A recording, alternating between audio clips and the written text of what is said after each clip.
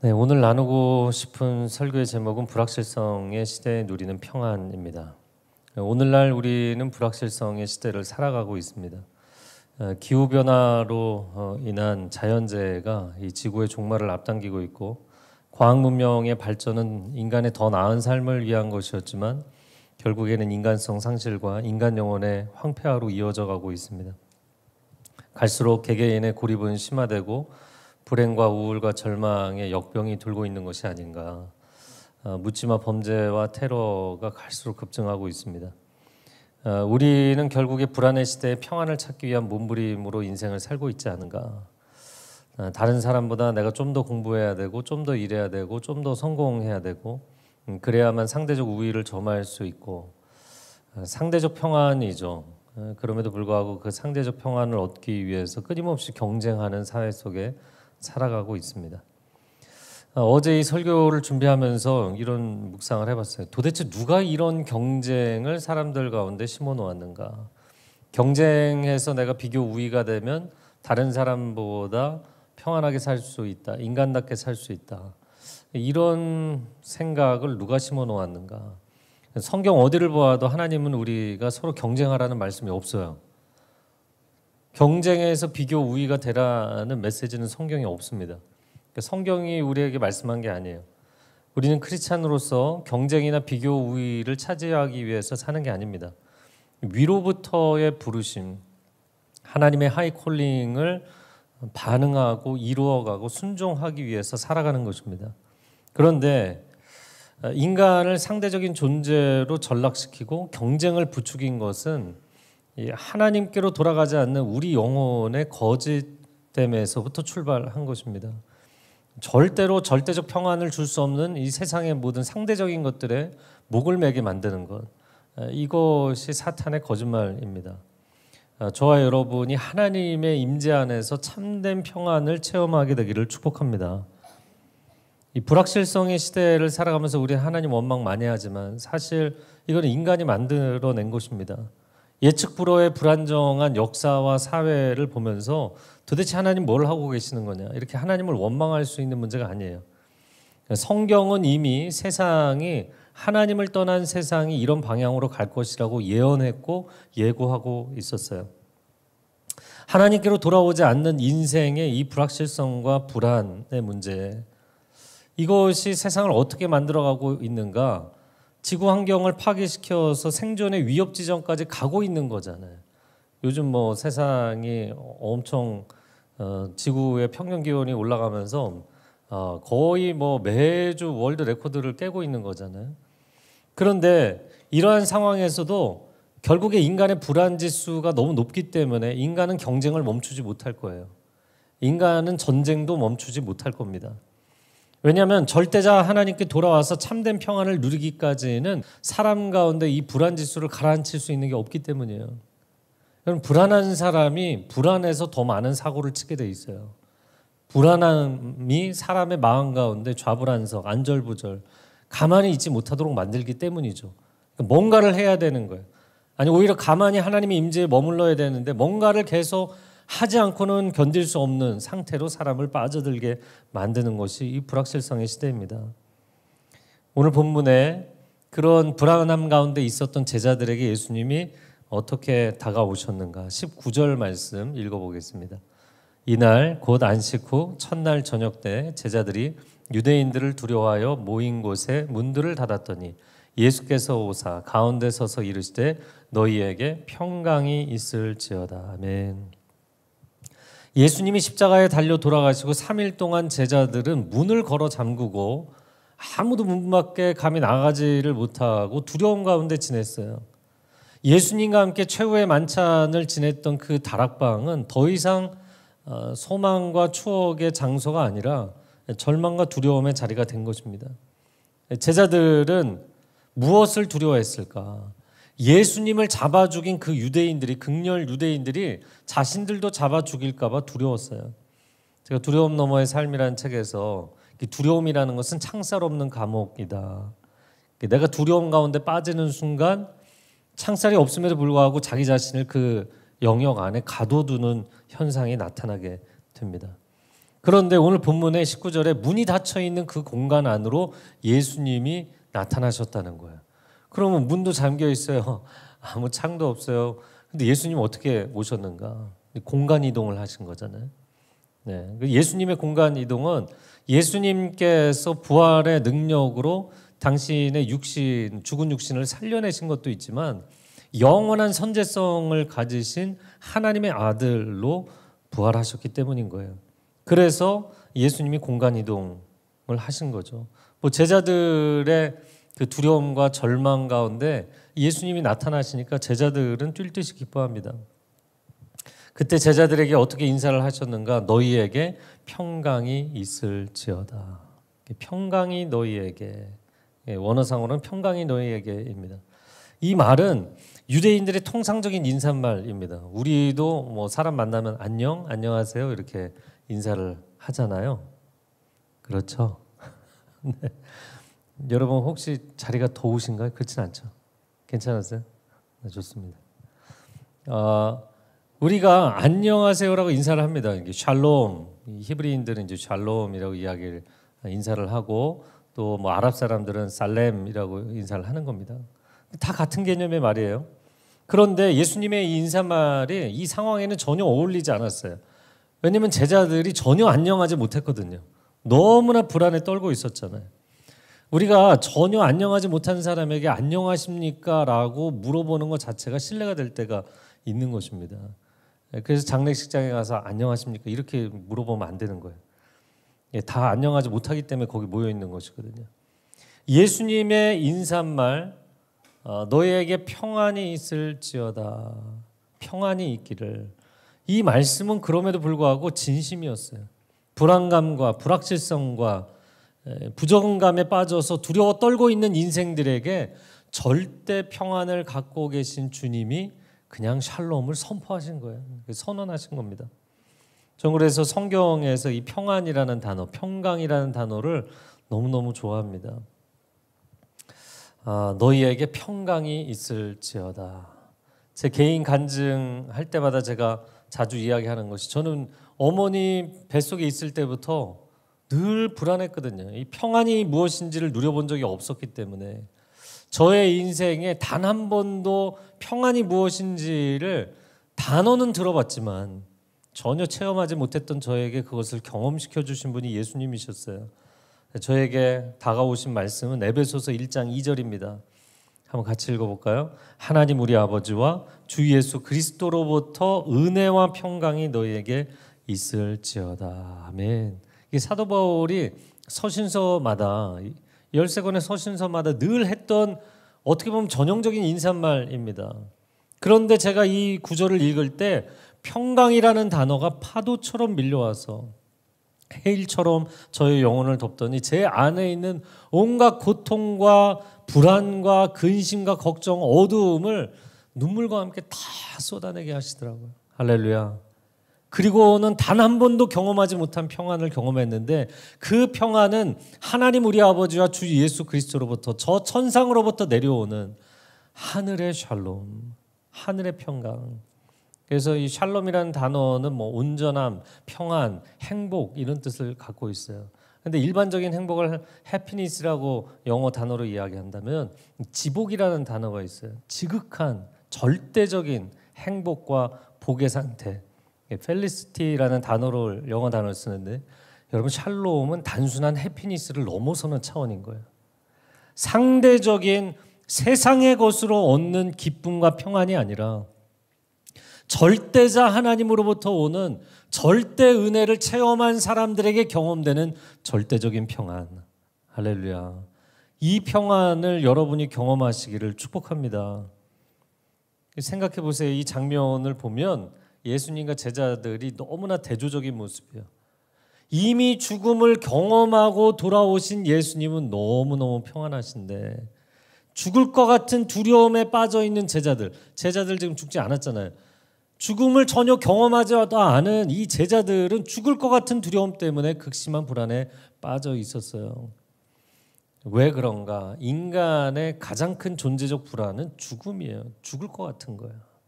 사람이 이제 압박감이 심해지고 절망이나 두려움이나 우울이 심해지면 죽을 것 같다 이 말을 하는 거예요. 저희 큰아들이 어렸을 때 치과병원에 좀 트라우마가 생길 만한 큰 사건이 있었어요. 그리고 나서 하루는 이 충치가 생겨서 이게 초기에 치료를 해야지 빨리 그 고통도 덜 하고 빨리 치료를 할 수가 있잖아요. 그래서 치과를 데려갔는데 얘가 뭐 그냥 치과병원에 들어간 순간부터 경악을 하는 거죠. 그리고 뭐 통곡을 하는데 어떻게 주체를 못 하겠더라고요.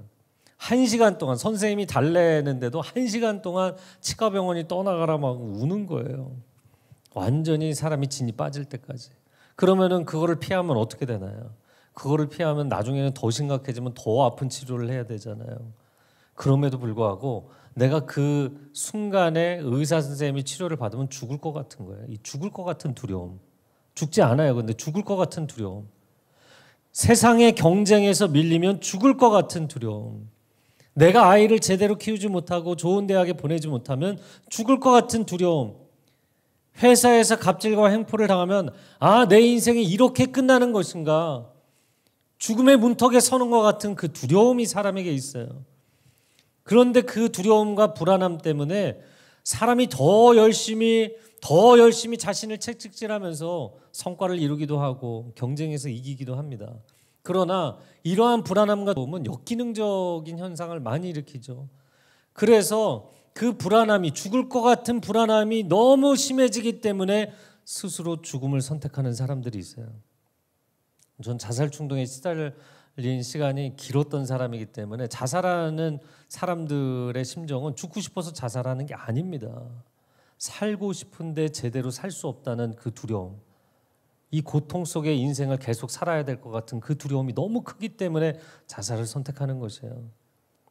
아예 그 불안함과 두려움 때문에 경쟁도 없고 비교도 없는 자신만의 골방에 들어가서 자폐적 삶을 선택하는 사람들이 요즘 또 얼마나 많습니까?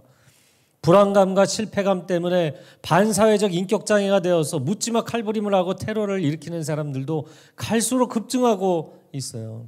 왜 우리 사회가 이 시대에 이렇게 불안지수가 높아져 가는가? 우리는 크리스찬들이기 때문에. 성도 여러분, 여러분은 왜 불안해하고 있는가? 결론부터 이야기하자면 내가 죽을 것 같은 그 상태, 죽지는 않고 죽을 것 같은 그 상태에 너무 오랫동안 펜딩, 걸려있는 거예요. 그게 고통스러운 겁니다. 내가 너무 시퍼렇게 살아있기 때문에. 여러분, 내가 죽은 사람은 불안을 느끼지 않아요. 내가 죽은 사람은 두려움을 느끼지 않아요. 죽은 사람이 뭘 느낄 수 있겠어요? 아니요, 없어요. 내 생명을 그냥 주님께 던진 사람, 살든지 죽든지 난 주를 위해 살겠다. 주를 위해 살고 주를 위해 죽는다. 이거를 넘어서면 그 생사의 데드라인을 한번 넘어서서 돌아온 사람은 두려워할 필요가 없는 거예요. 갈라디아서 2장 20절 말씀 같이 읽어보겠습니다. 시작. 내가 그리스도와 함께 십자가에 못 박혔나니 그런즉 이제는 내가 사는 것이 아니요 오직 내 안에 그리스도께서 사시는 것이라. 내가 사는 것이 아닙니다. 나는 죽었고 내 안에 그리스도께서 사십니다. 여러분 안에 이 고백이 있다면 주를 위해 살고 주를 위해 죽으십시오. 그러면 두려울 것이 없어요. 자, 그 두려움 가운데 있는 제자들에게 주님이 나타나셔서 어떻게 하셨는가? 20절 말씀 읽어보겠습니다. 이 말씀을 하시고 손과 옆구리를 보이시니 제자들이 주를 보고 기뻐하더라. 부활하신 예수님이 손과 옆구리를 보여주신 것은 이게 가장 명확한 부활의 증거였기 때문입니다. 죽음의 사선을 넘어올 사람이 없는데 그 선을 한번 넘어갔다가 주님이 돌아오신 거잖아요. 자, 21절에서 23절 읽어보겠습니다. 예수께서 또 이르시되 너희에게 평강이 있을지어다. 아버지께서 나를 보내신 것 같이 나도 너희를 보내노라. 이 말씀을 하시고 그들을 향하사 숨을 내쉬며 이르시되 성령을 받으라. 너희가 누구의 죄든지 사하면 사하여질 것이요 누구의 죄든지 그대로 두면 그대로 있으리라 하시니라. 너희에게 평강이 있을지어다. 오늘 본문에서 벌써 예수님이 두 번째 하신 말씀이에요. 첫 번째는 인사말이었지만 이번에는 아버지께서 나를 보내신 것처럼 너희를 내가 보낸다. 파송의 메시지를 하시면서 내가 너희를 세상에 보내기 때문에 평강이 있기를 바란다. 그러면 제자들이 세상에 나가서 정말 제자답게 승리하며 살기를 원한다면 상대적 세상에서 상대적 존재로 경쟁하며 살면 안 된다는 거예요. 상대적 세상 가운데 살아갈지라도 절대자의 절대 은혜를 체험하고 절대 평강을 누리는 삶을 살아야만 그 세상에서 승리할 수 있는 줄로 믿습니다. 그래서 우리가 찬양팀들 늘 사역 열심히 하지만 누가 더 노래를 잘하느냐 이런 문제가 아니에요. 설교자들이 많지만 누가 더 설교를 잘하느냐 그런 문제가 아니에요. 사업가는 누가 더 성공하느냐, 직장인은 누가 더 빨리 승진하느냐, 학생들은 누가 성적이 더 좋으냐 이런 문제가 아닙니다. 우리가 하나님의 사람으로서 인생을 살아가는 가장 중요한 포인트는 나를 향한 하나님의 절대적인 부르심을 따라 살고 있는가. 여기에 초점을 맞추면 여러분 세상은 늘 평가하고 늘 비교하지만 늘 경쟁 구도에 몰아넣지만 여러분 하나님의 사람으로 살아가면 두려움과 불안이 사라지게 될 줄로 믿습니다. 어디서 무엇을 하든지 내가 하나님 한 번 바라보고 사는 거예요. 그래서 예수님께서 그들을 파송하시면서 평강을 선언하셨고 그리고 실제적인 액션을 하셨어요. 숨을 내쉬면서 성령을 받으라. 여러분 성령을 받으시기를 축복합니다. 절대자 하나님의 절대 진리의 영, 절대 평안의 영이신 성령님 내 안에 임하여 주옵소서. 하나님이 처음 사람을 창조하실 때 흙으로 사람을 빚으시고 그 코에 하나님의 호흡을 생기를 불어 넣으셔서 사람이 생명, 영적 존재가 되었잖아요. 그러니까 하나님의 숨, 하나님의 호흡을 불어 넣으셔서 성령이 충만한 존재였다고요. 예수님께서 그런데 죄악으로 인하여서 불순종으로 인하여서 하나님의 영이 떠나버리고 껍데기밖에 남지 않은 불안 지수가 너무나 극도에 이르게 된 그 인간의 심령에 예수님의 숨을 불어넣어 주시면서 성령을 받으라. 할렐루야. 그래서 우리 안에 이 회복을 주시고자 하는 거예요. 여러분 인간은 하나님의 영이 떠나고 이 껍데기만을 아름답게 만들고자 하며 살면 극도의 불안의 문제를 해결할 방법이 없어요. 아무리 화려한 도시 문명으로 다채로운 엔터테인먼트로 최고의 예술로 가려보려고 해도 인간의 이 영혼의 저체온증을 해결할 수 있는 길이 없습니다. 오직 예수 그리스도를 1대1로 인격적으로 만나는 은혜가 있기를 바랍니다. 그리고 그 예수님께서 우리에게 부어주시는 성령의 충만함을 받게 되기를 축복합니다. 저는 이 시대에 한국교회의 부흥이 일어나기를 갈망하지만 또한 여러분 개개인의 영적 부흥이 일어나기를 바랍니다. 왜냐하면 사람들의 그 영혼의 온도가 올라가서 성령으로 충만하고 복음의 능력으로 충만해서 여러분이 변화되어 교회가 변화되고 여러분이 부흥해서 교회가 부흥하는 것이 진짜 부흥이기 때문이에요. 예수님을 먼 발치에서 바라만 보고 있는 분들이 있다면 1대1로 인격적인 사귐을 사모하시고 예수님이 우리 각 영혼에게 부어주시는 성령님을 사모하시기 바랍니다. 자, 오늘 본문의 두 번째 부분이 도마의 이야기인데요. 24절 같이 읽어보겠습니다. 시작. 하나로서 디두모라 불리는 도마는 예수께서 오셨을 때 함께 있지 아니한지라. 이 도마에 대한 설교를 24절부터 29절까지 제가 몇 년 전에 도곡에서 설교를 한 적이 있더라고요.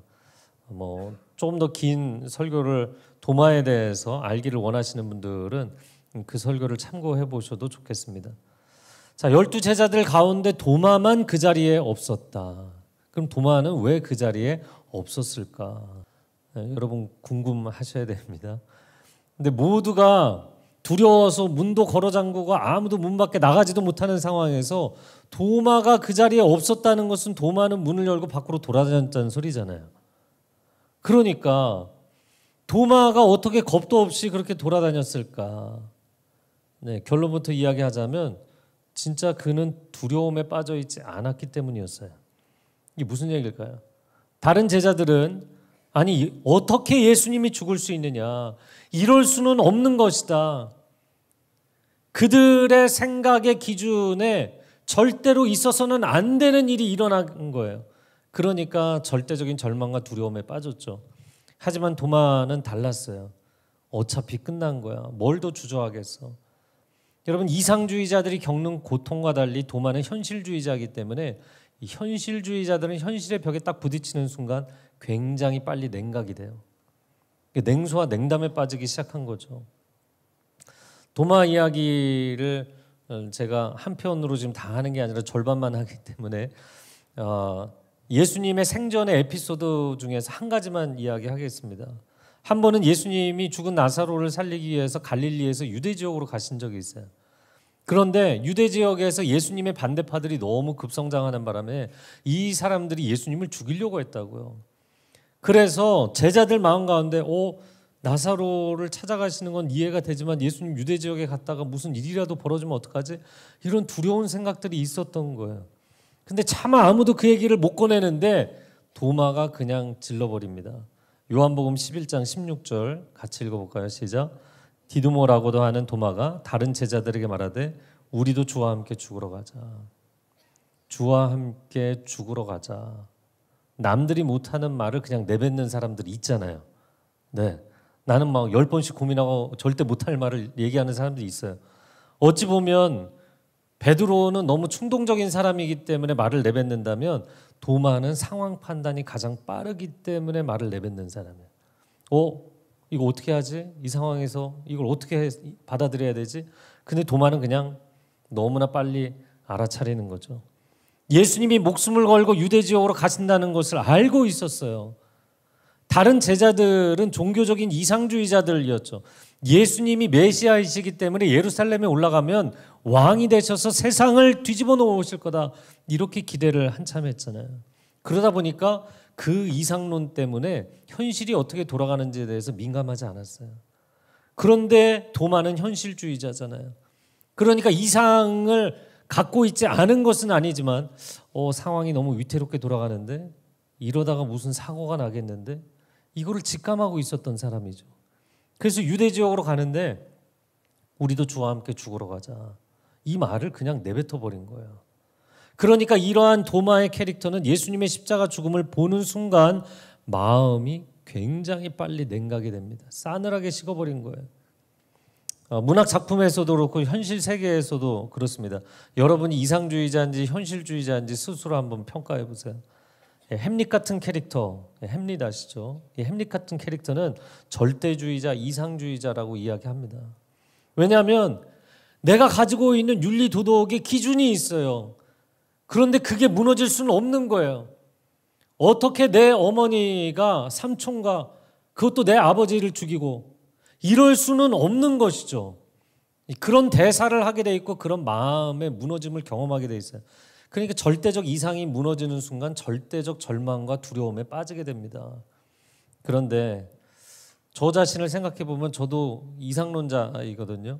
그러니까 그런 세상에 붙잡아야 될 절대적인 기준과 이상이 무너지는 순간 죽음에 대한 묵상을 많이 했었던 거예요. 그런데 세상에 보면 저하고는 달리 정반대로 도마 같은 현실주의자들이 있거든요. 이 도마 같은 현실주의자들은 예수님의 십자가 사건 같은 경우 극단적인 생각하지 않습니다. 죽을까 봐 두려워하거나 죽겠다, 괴롭다 이렇게 빠지지 않아요. 그냥 이렇게 현실을 받아들이는 거죠. 예수님도 어쩔 수 없는 게 있구나. 하나님도 어쩔 수 없는 게 있구나. 그냥 영혼의 온도가 그냥 급강하는 거예요. 한때 예수님께 인생을 올인했죠. 그러나 어쩌겠어요. 결국에는 하나님 나라의 이상도 현실의 장벽 앞에서는 안 되는 것이구나. 그렇지 뭐. 하나님이라고 어떻게 하겠어. 하나님이라고 내 인생을 어떻게 해주겠어. 자조적인 웃음으로 끝나버리는 거예요. 그렇게 지금 현대교회에 수많은 사람들이 한때는 교회에 헌신해서 시간과 재능과 물질과 열정을 다 드렸는데 오히려 교회에 실망하고 냉소주의에 빠지는 거죠. 교회도 어쩔 수 없구나. 이게 하나님 나라를 건설한다고 아무리 이야기를 하고 외쳐도 교회도 결국에는 어쩔 수 없구나. 이런 사람들은 두려움에 빠지지 않아요. 이런 사람들은 절망에 빠지는 게 아니에요. 그냥 현실을, 차디찬 현실을 받아들이는 것뿐이에요. 자, 그러면 그런 도마에게 다른 제자들이 무엇이라고 이야기를 했는가? 25절 같이 읽어보겠습니다. 시작. 다른 제자들이 그에게 이르되 우리가 주를 보았노라니. 도마가 이르되 내가 그의 손에 못자국을 보며 내 손가락을 그 못자국에 넣으며 내 손을 그 옆구리에 넣어보지 않고는 믿지 아니하겠노라. 다른 제자들이 우리가 부활하신 예수님을 분명히 보았다고 얘기를 하는 거예요. 한 번만 얘기하겠습니까? 도마가 안 믿으니까 뭐 여러 차례 얘기하지 않았겠어요? 그럼에도 불구하고 나는 내가 직접 보고 직접 검증해보고 그 손과 옆구리를 만져보지 않고는 못 믿겠다는 거예요. 아, 이거 좀 심각하지 않습니까? 의심이 많은 도마라는 우리가 관용적 표현을 사용하는 이유가 그것이죠. 그럼 도대체 도마는 왜 안 믿었을까? 다른 애들을 봤을 때 다른 제자들이 믿었지가 않은 거예요. 주님이 십자가에 죽으신다고 복음서에 보면 3번씩이나 이야기를 하셨는데도 제자들은 현실 감각이 없어갖고 이상론에만 빠져 있었거든요. 예수님의 말이 귀에 들어오지 않았었어요. 근데 도마는 예수님이 십자가의 길을 간다는 게 보였었거든요. 그런데 예수님이 십자가를 지시고 나니까 이번에 다른 제자들은 펑펑 울고 난리가 난 거예요. 세상에 어떻게 이런 일이 일어날 수 있느냐. 도마가 만약에 대사가 있었다면 이렇게 얘기했을 것 같아요. 내가 얘기했지. 죽으러 가자고. 난 이거 내가 예상한 거잖아. 내가 일이 일어날 거라고 얘기했잖아. 충격은 받았지만 예상을 하고 있었던 거예요. 그러니까 다른 제자들처럼 감정적으로 다운이 되는 게 아니라 이런 현실주의자들은 지성적으로 다운이 됩니다. 생각이 딱 거기까지예요. 더 이상 내가 무슨 꿈이나 이상을 논하지 않겠다. 거기서 냉각되고 멈추는 거예요. 제자들은 절망의 늪에 빠져 있지만 도마는 의심의 늪에 빠져 있는 거죠. 예수님은 죽으셨고 다른 제자들이 너무 심하게 감정적인 소요를 경험하다 보니까 그게 심하다 못해서 집단 정신 착란을 일으킨 게 아닌가 뭐 이런 생각했겠죠. 쟤들이 왜 저러나? 어떻게 죽은 사람이 살아서 돌아와? 오늘날 애도 이상한 종교 집단에서 여러분 집단적인 이상 현상이 나타나는 경우들이 있잖아요. 그러니까 수많은 도마들은 그런 것에 동요가 안 되는 거죠. 오늘날 많은 도마들이 교회를 다녀도 교회를 그냥 관망하고 있는 거예요. 여기 함께 이렇게 앉아서 예배를 드리지만 여기도 도마들이 계실 거예요. 그런 도마들은 예배를 드릴 때 하나님을 바라보는 게 아니라 이 예배를 드리고 있는 사람들을 보고 있죠. 사람들이 손을 들고 오열을 하네. 저렇게 기도를 하네. 좀 소리를 크게 기도하네. 이런 거 보고 있는 거예요. 여러분 그 안에 있는 사람들이 나는 정말 살아계신 예수님을 내 인생에 만났다고 아무리 눈물로 이야기하고 감격적으로 이야기를 해도 저는 움직이지 않습니다. 저는 동요하지 않습니다. 이렇게 반응하는 사람들이죠. 지난주에 봤던 빌립도 오늘 우리가 보고 있는 도마도 실증주의자들이에요. 내가 직접 검증을 해봐야 믿을 수 있겠다. 여러분 여기에 해당되는 분들이 있다면 이런 사람들은 대부분 똑똑한 사람들이에요. 똑똑한 사람들이 이런 반응을 보여요. 그것이 여러분의 인생을 살아가는 데 있어서 강점으로 작용하기도 하지만 신앙에 있어서는 치명적인 단점이에요. 왜냐하면 내가 세상의 기준점이 되려고 하기 때문입니다. 주관적 감정이나 집단적인 종교적 열광주의에 내가 빠지지 않겠다. 객관적 시각으로 내가 끊임없이 나를 잘 유지하면서 판단해 보겠다. 거기까지는 좋을 수 있어요. 그런데 문제는 그러면서 절대로 하나님과 가까워지지 않을 수 있는 자기만의 적정거리를 유지하죠. 적정거리를 계속 유지하는 거예요. 주님이 다가오셔서 나에게 나를 부르시고 내 이름을 부르셔도 어느 선 이상으로 다가가지 않는 거예요. 아니요. 저는 감정적으로 동요하고 싶지 않습니다. 영혼의 온도를 끌어올리려고 하시는데 그걸 거부하는 거예요. 그리고는 그 자리에 멈춰 서 있는 거죠. 예수님이 어떻게 하셨는가? 26절 말씀 읽어볼까요? 시작. 여드레를 지나서 제자들이 다시 집안에 있을 때 도마도 함께 있고 문들이 닫혔는데 예수께서 오사 가운데 서서 이르시되 너희에게 평강이 있을지어다. 두 번째 예수님이 나타나셔서 오늘 본문의 세 번째 표현 저를 따라해보세요. 너희에게 평강이 있을지어다. 당연히 인사말이니까 하셨겠죠. 그러나 이 두 번째 나타나신 것은 도마 때문에 나타나신 거잖아요. 그렇다면 도마의 영혼이 저는 불안해하지 않아요. 저는 두려워하지 않아요. 전 낙심한 것도 아니에요. 이렇게 스스로 생각하고 있지만 예수님 보실 때는 불안해하고 있는 거예요. 불안한 영혼인 거예요. 왜냐하면 도마의 영혼이야말로 불확실성의 망망대해에서 필요하고 있는 끈떨어진 부표와 같은 것이기 때문에 내가 절대자가 아니잖아요. 내가 절대 진리를 가진 절대 기준점이 아니잖아요. 그런데 내가 기준이 돼서 세상을 판단하겠다. 신도 내가 판단하겠다. 이렇게 생각하는 순간 여러분은 망망대해를 떠돌아다니고 있는 거예요. 예수님 보실 땐 가장 불안한 영혼인 거예요. 아닙니다. 나는 불안에 동요되는 것이 아니라 냉각돼서 가만히 얼음처럼 서 있는 것입니다. 아니요. 주님이 볼 때는 매우 불안한 상태인 거예요. 그래서 평강을 선언하시는 겁니다. 27절에서 29절 같이 읽어보겠습니다. 도마에게 이르시되 내 손가락을 이리 내밀어 내 손을 보고 내 손을 내밀어 내 옆구리에 넣어보라. 그리하여 믿음 없는 자가 되지 말고 믿는 자가 되라. 도마가 대답하여 이르되 나의 주님이시여 나의 하나님이시니이다. 예수께서 이르시되 너는 나를 본거로 믿느냐? 보지 못하고 믿는 자들은 복되도다 하시니라. 여러분 정말 감사한 것은 성경을 읽을 때마다 예수님이 도마를 포기하지 않으셨다는 거. 그리고 나타나셔서 너 나 없을 때 어떻게 그렇게 얘기할 수 있냐 이렇게 하지 않으시고 내 손과 옆구리 만져봐라. 만져보고 믿음 없는 자가 되지 말고 믿는 자가 되라. 실증을 해서라도 너가 믿음을 가진 사람이 될 수 있었으면 좋겠다. 이게 예수님의 마음이에요. 정말 예수님은 사랑이 많으시기 때문에 신앙의 냉담에 빠져있는 얼음처럼 굳어져 있는 나의 영혼에 믿음을 불어넣어 주시기를 원하는 거예요. 내가 정말 검증을 해서라도 하나님의 말씀을 알기를 원하고 하나님의 살아계심을 체험하기를 원하시는 거예요. 여러분 실증이 필요한 분들에게 권면합니다. 제발 실증을 시도하세요. 성경을 읽어보지도 않고 관망만 하겠다고 하지 마세요. 성경 통독반에 들어오시라는 이야기이고 성경 통독반에 들어오셔서 여러분이 성경에 대해서 갖고 있는 모든 질문, 나는 창조를 못 믿겠다, 세상은 진화를 이야기하는데 난 창조 못 믿겠다부터 해서 여러분이 창세기부터 계시록까지 갖고 있는 질문을 다 쏟아내세요. 그리고 여러분이 갖고 있는 그 실증주의의 기준이 예수님이 다 증명해 주시고 경험하기까지 가세요. 그리고 믿음이 없는 사람이 되지 마시고 믿음이 있는 사람이 되시기를 바랍니다.